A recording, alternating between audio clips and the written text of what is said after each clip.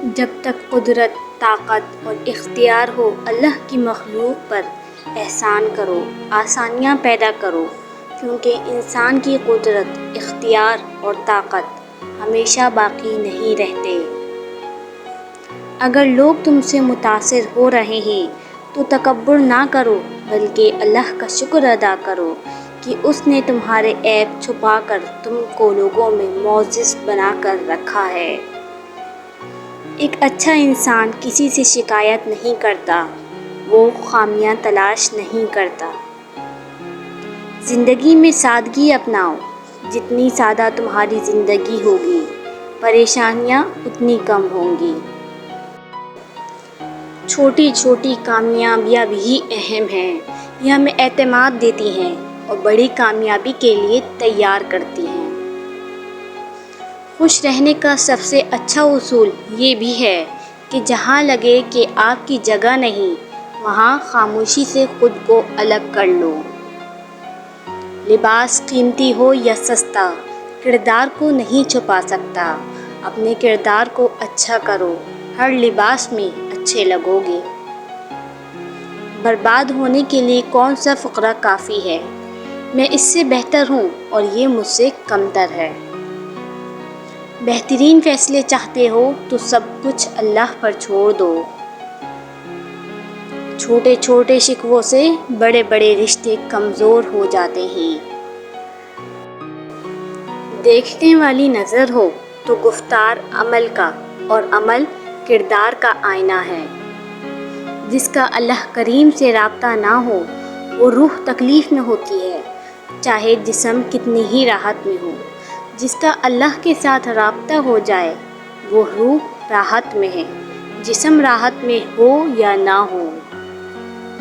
کنجوس شخص کتنا بد نصیب ہے کہ دنیا میں فقیروں کی زندگی گزارتا ہے اور قیامت میں امیروں جیسا حساب دے گا۔ ماں سب کی جگہ لے سکتی ہے، لیکن ماں کی جگہ کوئی نہیں لے سکتا۔ امید کم رکھو، مایوسی کم ملے گی، کیونکہ دکھ انسان نہیں دیتا، انسان سے وابستہ امیدیں دیتی ہیں۔ زندگی استاد سے زیادہ سخت ہوتی ہے، کیونکہ استاد سبق دے کر امتحان لیتا ہے اور زندگی امتحان لے کر سبق دیتی ہے۔ مدد کرنا ایک بہت مہنگا تحفہ ہے، اس لیے سب سے اس کی توقع نہیں رکھنی چاہیے، کیونکہ بہت کم لوگ دل کے امیر ہوتے ہیں۔ عورت کو دینے والے تحفے میں سب سے نایاب تحفہ عزت ہے، جو بہت کم مرد ہی دے پاتے ہیں۔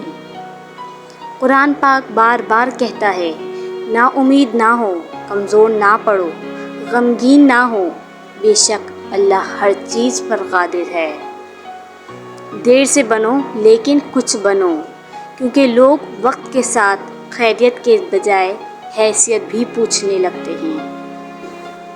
کامیاب ہونے کے 3 اصول ہیں: خود سے وعدہ، محنت زیادہ اور مضبوط ارادہ۔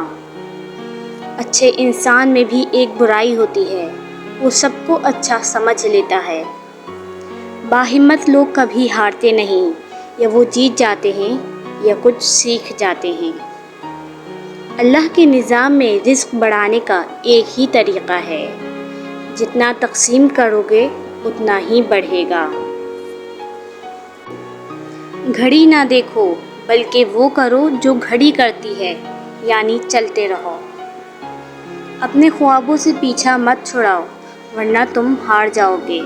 راستے بہت ہیں، سوچو سوچو، غور کرو، تم اگر نہ ہٹے تو راستہ مل جائے گا۔